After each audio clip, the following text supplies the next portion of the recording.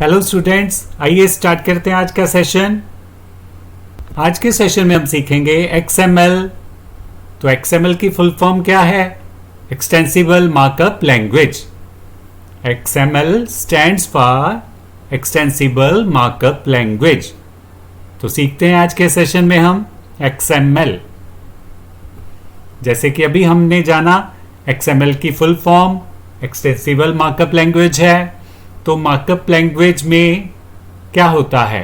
Markup language में हम special marker use करते हैं। किस चीज को मार्क करने के लिए?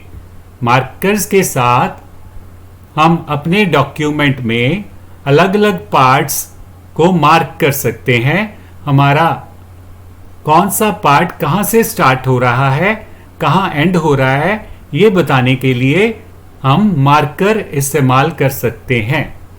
जैसे कि HTML भी एक मार्कअप लैंग्वेज है, जिसमें हम नंबर ऑफ टैग्स यूज करते हैं डाटा को मार्क करने के लिए।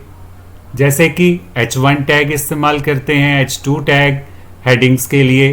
टोटल 6 टैग्स हैं हमारे हेडिंग्स देने के लिए। इस तरह से पैरा के लिए P टैग है। तो नंबर ऑफ टैग्स हैं। तो हमें जैसे कि पैरा मार्क करना है तो हमें बताना पड़ता है पैरा कहाँ से स्टार्ट हो रहा है। जहाँ से पैरा स्टार्ट हो रहा है वहाँ पे P टैग लिखते हैं, और जहाँ पैरा एंड हो रहा है तो वहाँ पे /P टैग जो है वो एंड टैग बोलते हैं, मार्क करते हैं उसे एंड टैग के साथ। तो इस तरह से एक डॉक्यूमेंट में अलग अलग पार्ट्स हो सकते हैं, अलग अलग एलिमेंट्स हो सकते हैं। कौन सा एलिमेंट कहां से स्टार्ट हो रहा है, कहां एंड हो रहा है, ये मार्क करने के लिए स्पेशल मार्कर्स यूज किए जाते हैं, जिसे कि टैग्स कहा जाता है। तो इस तरह से XML में भी मार्कअप टैग्स होते हैं। तो XML allows us to create our own unique tags। XML में हम अपने यूनिक टैग्स क्रिएट कर सकते हैं। जैसे HTML में पहले से बने हुए हैं H1 tag, P tag, B tag bold के लिए, U टैग अंडरलाइन करने के लिए। हर एक टैग का एंडिंग टैग भी है और स्टार्टिंग टैग भी है। तो इस तरह से XML में हम यूनिक टैग्स बना सकते हैं, जिसका स्टार्टिंग टैग भी होगा और एंडिंग टैग भी होगा। तो ये टैग्स क्यों इस्तेमाल किए जाते हैं? ये टैग हेल्प करते हैं हमें डाटा को फॉर्मेट करने के लिए। These tags help us to format data. तो हम डाटा को इस वे से फॉर्मेट करते हैं ताकि हम भी समझ पाए उस डाटा को और कंप्यूटर भी अंडरस्टैंड कर पाए आसानी से। तो these tags help us format data in a way that both people and computers can easily understand। तो ये टैग डाटा को इस वे से फॉर्मेट करते हैं कि हम सभी लोग भी और कंप्यूटर्स भी आसानी से उस डाटा के फॉर्मेट को समझ पाएं। Okay, in this way we can even put tag inside other tag. और एक टैग के अंदर हम दूसरे टैग्स भी रख सकते हैं, जैसे कि हम नेस्टेड टैग भी कहते हैं। जब भी एक टैग के अंदर दूसरे टैग लिखे जाएं तो वो नेस्टेड टैग्स कहलाते हैं। तो इस तरह से हम इंफॉर्मेशन को और स्ट्रक्चर्ड वे में लिख सकते हैं।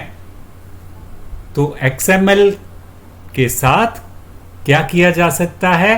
स्पेशल मार्कर हम क्रिएट कर सकते हैं और उन मार्कर के साथ अपने डाटा को स्ट्रक्चर्ड वे में लिख सकते हैं।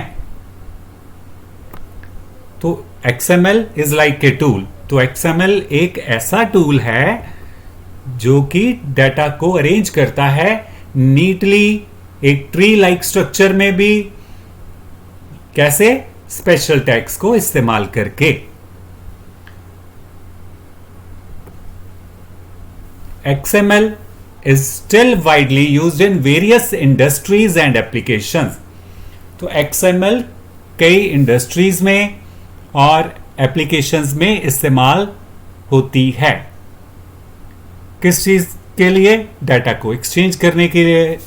अलग अलग सिस्टम्स में जब भी हमने डाटा एक्सचेंज करना है या अलग अलग प्लेटफॉर्म्स में हमें डाटा एक्सचेंज करना है तो XML एक ज़्यादा इस्तेमाल होने वाला मार्कअप लैंग्वेज है।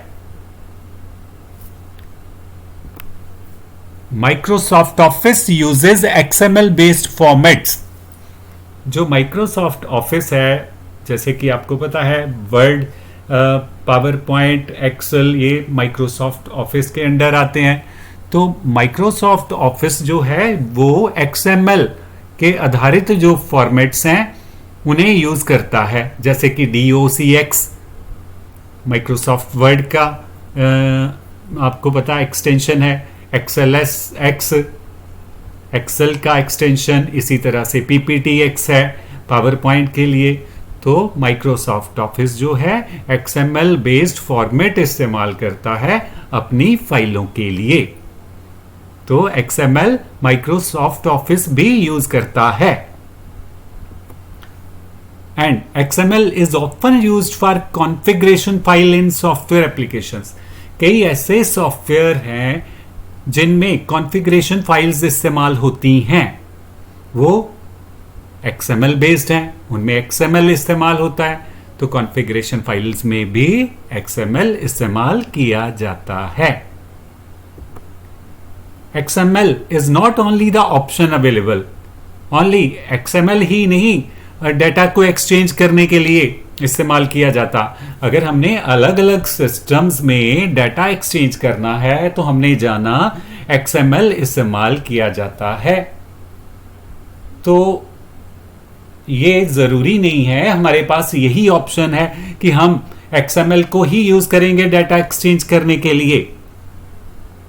तो हमारे पास नए फॉर्मेट्स भी अवेलेबल हैं, जैसे कि JSON JavaScript object notation have gained traction.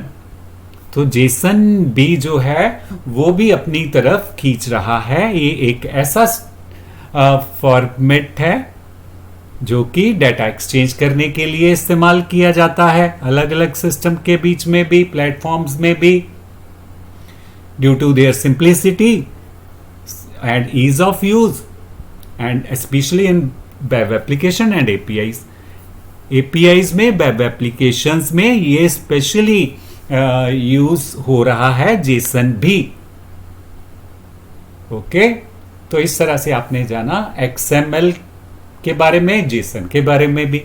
तो XML क्या है? XML और JSON ये डाटा एक्सचेंज करने के लिए इस्तेमाल होते हैं अलग अलग सिस्टम्स और प्लेटफॉर्म्स के बीच में। ओके, तो choice of format depends on the specific requirements of A project और ए सिस्टम। अब कौन सा फॉर्मेट इस्तेमाल करना है, XML वाला इस्तेमाल करना है या फिर JSON वाला फॉर्मेट इस्तेमाल करना है, ये डिपेंड करता है प्रोजेक्ट की रिक्वायरमेंट के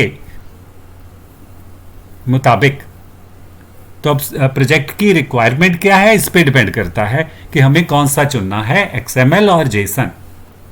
तो दोनों किस लिए इस्तेमाल होते हैं? डाटा एक्सचेंज करने के लिए।